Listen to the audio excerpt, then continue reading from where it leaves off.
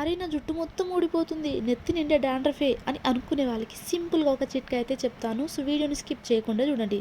ఒక బౌల్ తీసుకొని tea glass water add చేసి దాంట్లోనే కొద్దిగా మెంతుల్ని నానబెట్టాలి. మెంతుల్ని కంప్లీట్గా 3 days వరకు నానబెట్టాలి. ఇక్కడ నేను వచ్చేసి థర్స్డే రోజు నానబెట్టాను. థర్స్డే, ఫ్రైడే, సాటర్డే కంప్లీట్గా 3 days తర్వాత నేను ఇలా ఈ ప్రాసెస్ అనేది సండే రోజు చేశాను అనమాట.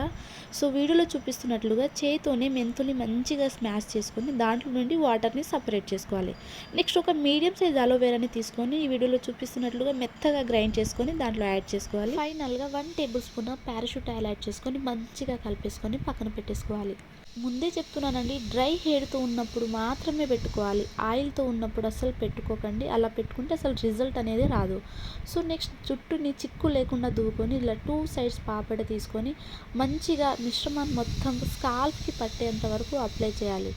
ఎంత తిక్కుగా అప్లై చేస్తే అంత మంచిదండి. ఇంట్లో అమ్మ కావచ్చు, అక్క కావచ్చు, వాళ్ళ హెల్ప్ తీసుకొని కూడా మంచిగా హెయిర్కి అప్లై చేయించుకోవచ్చు. సో వీడియోలో చూపిస్తున్నట్లుగా మంచిగా పాపడ తీసుకొని మొత్తం అప్లై చేసుకోవాలి. ఎక్కువగా స్కాల్ఫ్కి అప్లై చేస్తే మంచిది.